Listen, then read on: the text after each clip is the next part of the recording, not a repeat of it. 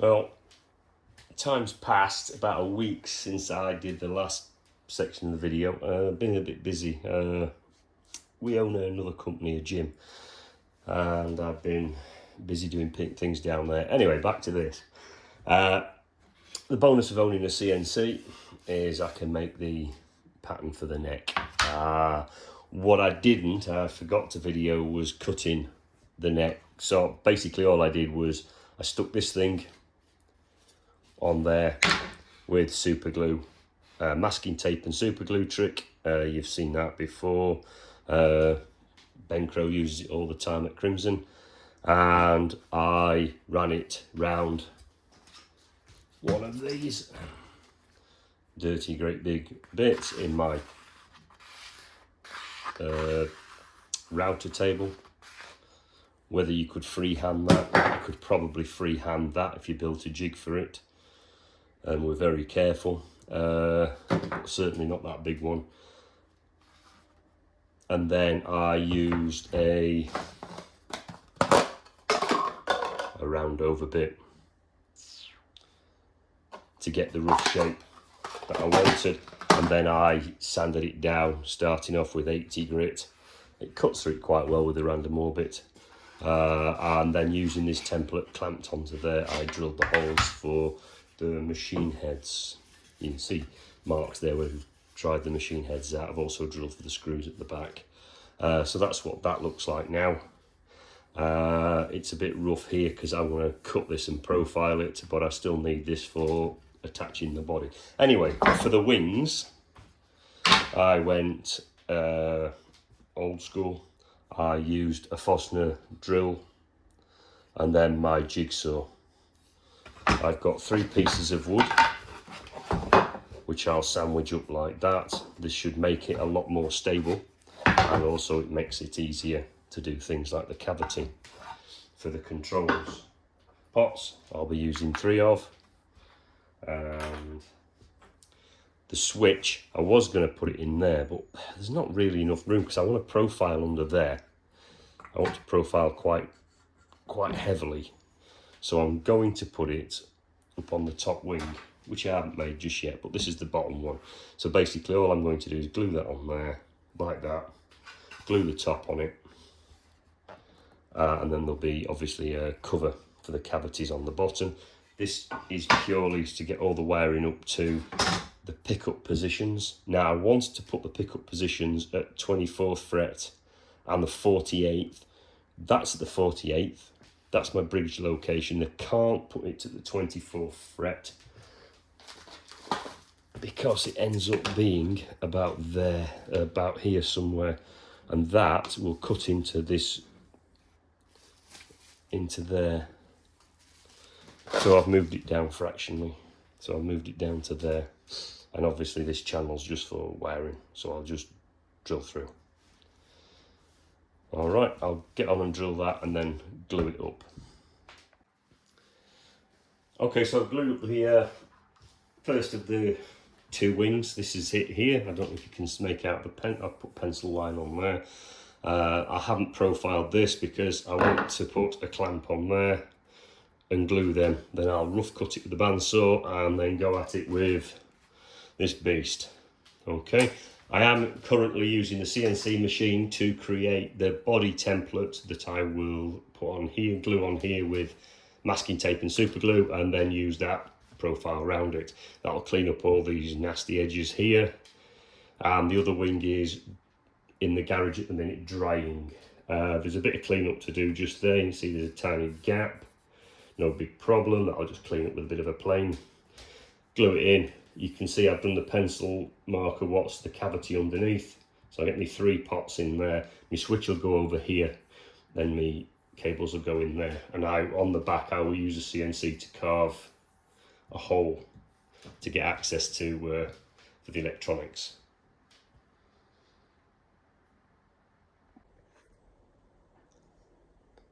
So this is the body template that I made on the CNC. This was yesterday. I made this. I then glued the wings onto the body, stuck that down with double-sided, well, masking tape and super glue trick, and then I profiled the body out with the big follower router bit. I've got some cutting in to do here, sweep that down and finish sand it and stick the hardware on it. Bit of a mess there, but I haven't cleaned it up because I've still got my marks on here and here, so I know where everything's going. Okay, so that ends that bit. So I'll get on with routing everything out, and maybe I might do the fretboard next, and we'll see. Probably fretboard. Right, so I've been shaping the back with my gouge. It is sharp, I've just sharpened it on my Tormek grinder. I'm trying to get the rough feel, so I drew what I thought was a pleasing curve on there, and then I just whittled it down like so. I've attached this to my kitchen island. The wife will have a fit if she sees it. I don't clean up. So that's sort of like feathering that in, scraping next and then sanding, I suppose. Okay, so now I've scraped and sanded. That profile's a lot better. There's some still some gouge marks here and there that won't taking off, but I'll take it off with a lower grit, higher grit sandpaper. This is 180 grit, so I'm using it to profile and get all the nasty bits off. That hasn't been done because I've got these marks on here. Sort out, as you can see, it's not looking that bad. It's not brilliant, a load of mistakes in it, but it's getting there. Okay, so I've epoxied the fretboard, and I've now got it in my compound radius jig, so I'm going for something like 9.5 to a 14-inch radius on this. So I'll cut this and we'll see where we go. Hopefully it works. Okay, so I've machined it off, and I've had to mix up a little bit more epoxy because there was some air bubbles. No big deal. So that's what it looks like. Give it a sanding off. When this is dried and I've remachined it, I've left the router set to that depth, so it's a case of going over that little bit there. So we'll try again in about 20 minutes when this is set. Okay, so I profiled the fretboard, finished the last bit off. It's only a couple of pieces. I covered both the fretboard and the guitar in masking tape, and I've put on a layer of electrical tape to pull it tight. Hopefully this is enough to pull it in without too many clamps. I'll clean up the glue squeeze out, and we'll leave it till the morning. All right, good night guys, and we'll see you in the morning. Okay, so now the fretboard's on. Slots still need cleaning out with the fret saw, no big problem there. And what I've also done is I've cut these slots. And before I glued the wings on, I drilled holes this way and holes this way. I pencil marked it and then glued these on so all the holes underneath line up. So there's one through here, one through here, and one through here.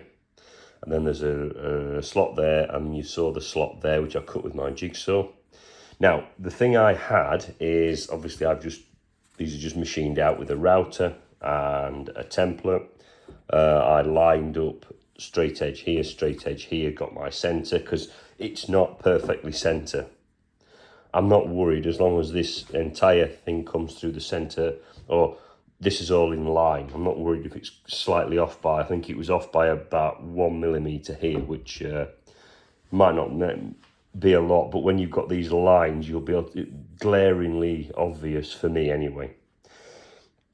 And while I was routing, here when I'd sanded the top, where the wing glues to the body, you could see the glue line. Now there was no gap in the glue line, but it was glaringly obvious that there was a glue line there because it was two same colour woods, but almost, to me, it was absolutely horrible. So what I decided to do was I took a little round over bit, 6mm round over bit, 1/4 inch, and I routed a channel 3mm deep, so 1/8 of an inch deep there, to hide it. If you look round here, you can see there where I haven't sanded, you can see the glue line, and that hides the glue line. And I thought, oh, I know, let's put Go Faster stripes on it.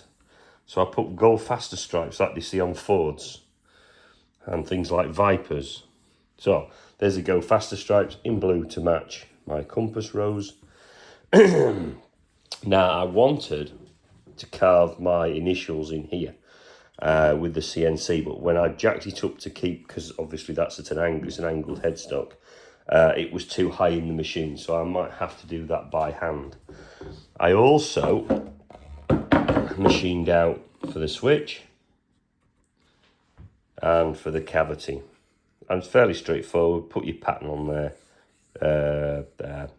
and then I can use a CNC if I wanted, but it's easy enough to use a jigsaw to make the pattern you want after you've drawn these lines in, paint, pen and pencil, old school, and then just use a template cutter. You can see there. So then I've got to fit a patch that goes in there. I've installed the jack just to try it out, and then I need to machine out slightly in there to get that pot to sit correctly.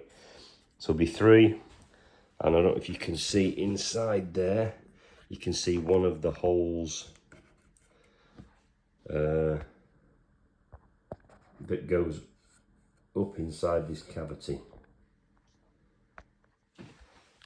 And if we look in that hole there, you can see the trench goes all the way along there.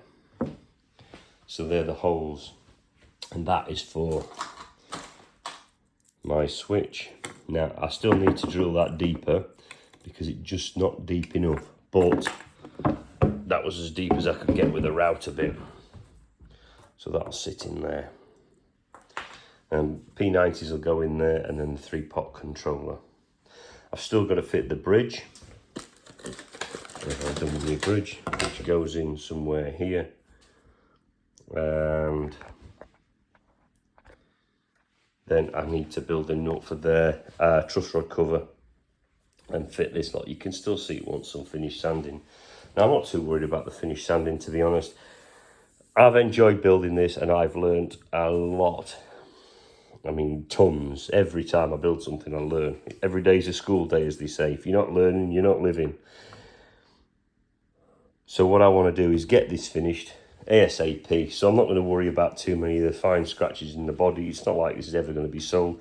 It was just part of the competition for the Project Mehr, which obviously I'm running late because I work at sea.